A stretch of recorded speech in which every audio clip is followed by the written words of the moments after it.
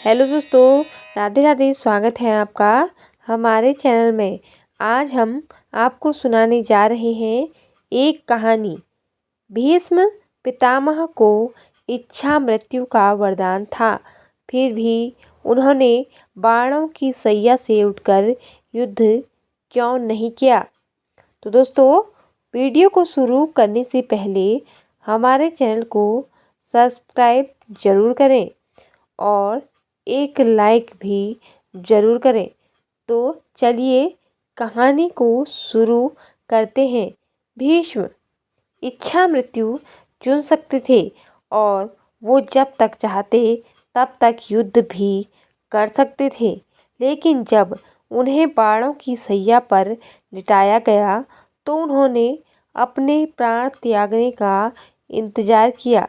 केवल इतना ही नहीं, उन्होंने आगे युद्ध में किसी भी प्रकार से भाग न लेने का फैसला किया। आखिर क्यों? चलिए जानते हैं। भीष्म पितामह का किरदार महाभारत में बेहद दिलचस्प था। महाभारत के सबसे महान योद्धाओं में से एक थे और उन्हें मारना इतना भी आसान नहीं था। लेकिन कुरुक्षेत्र के युद्ध के दौरान जब वे अर्जुन के बाणों से घायल होकर बाणों की सैया पर लेट गए तो उन्होंने फिर से युद्ध में भाग नहीं लिया। उनके इस फैसले के पीछे कुछ गहरे धार्मिक, नैतिक और शास्त्रीय कारण थे। उन्होंने यह फैसला क्यों लिया? भीष्म पितामह ने अपने जीवन में एक महान प्रतिज्ञा ली थी कि वे हमेशा हस्तिनापुर के सिंहासन और राज्य के प्रति वफादार रहेंगे। युद्ध के दौरान कौरव पक्ष का समर्थन करने का अर्थ था कि वे उस राज्य की रक्षा कर रहे हैं जिसकी वे सेवा करने के लिए प्रतिबद्ध थे। लेकिन अर्जुन के बाणों से घायल होने के बाद भीष्म का मानना था कि युद्ध में अब उनका कर्तव्य समाप्त हो गया है। घायल होने के बाद उनका शरीर युद्ध करने में सक्षम नहीं था और वे बाणों की सैया पर लेटकर अपने जीवन के अंतिम कर्तव्य को रूप में ज्ञान प्राप्त करने के लिए तत्पर थे। युद्ध में भाग लेना उनकी वर्तमान स्थिति में उनके लिए अनावश्यक था। नंबर 2, इच्छा मृत्यु का वरदान। भीष्म पितामह को इच्छा मृत्यु का वरदान था। वे अपनी इच्छा के अनुसार मृत्यु को चुन सकते थे। बाणों की सैया पर लेटने के बाद उन्होंने अपने शरीर को उस स्थिति में रखा जहां वे केवल प्राण त्यागने के लिए नहीं बल्कि अपने समय का इंतजार कर रहे थे।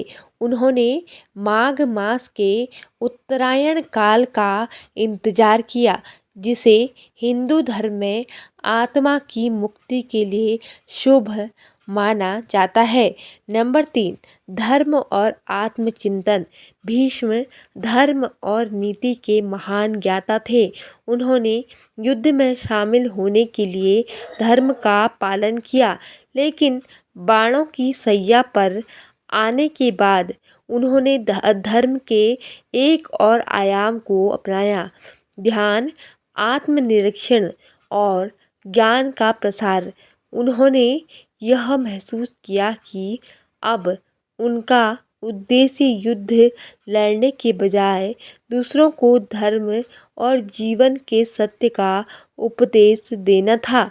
बाणों की सैया पर लेटे हुए भीष्म ने पांचों पांडवों को धर्म, राजनीति और जीवन की नीतियों के शिक्षित कराया।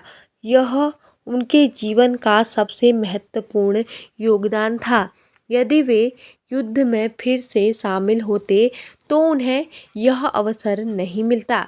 नंबर 4, युद्ध में उनके लक्ष्य की पूर्ति। भीष्म ने युद्ध के दौरान अपनी पूरी क्षमता के साथ लड़ाई लड़ी। लेकिन जब उन्होंने देखा कि कौरव पक्ष धर्म के विपरीत कार्य कर रहा है और अधर्म के रास्ते पर है, तो उनके मन में धर्म संकट उत्पन्न हुआ। उन्होंने अपने युद्ध का उद्देश्य पूरा कर लिया था और वह उनकी लड़ाई लड़ने के लिए केवल आध्यात्मिक यात्रा की ओर थी। घायल होने के बाद उनका शरीर युद्ध करने में सक्षम नहीं था और वे बाणों की सैया पर लेटकर अपने जीवन के अंतिम कर्तव्य के रूप में ज्ञान प्राप्त करने के लिए तत्पर थे। युद्ध में भाग लेना उनकी वर्तमान स्थिति में उनके लिए अनावश्यक ही था। भीष्म पितामह को इच्छा मृत्यु का वरदान था। वे अपनी इच्छा के अनुसार मृत्यु को चुन सकते थे। हाँ, घायल भीष्म पितामह दोबारा युद्ध लड़ सकते थे, लेकिन उन्होंने ऐसा नहीं किया। भीष्म को इच्छा मृत्यु का वरदान प्राप्त था, जब तक चाहे युद्ध कर सकते थे, लेकिन जब उन्हें बाणों की सैया पर लिटाया गया तो उन्होंने युद्ध में भाग लेने से इनकार कर दिया। भीष्म के बारे में कुछ और बातें। भीष्म के पिता ने उन्हें वरदान दिया था कि जब तक वे न चाहें उन्हें मारने की जरूरत नहीं है। भीम ने स्त्रियों पर शस्त्र नहीं उठाने की प्रतिज्ञा की थी। भीष्म ने मोक्ष पाने के लिए उत्तरायण का दिन चुना था। महाभारत के युद्ध में भीष्म करीब 150 वर्ष के थे। भीष्म के गुरु परशुराम थे। भीष्म और परशुराम के बीच 21 दिनों तक युद्ध चला था।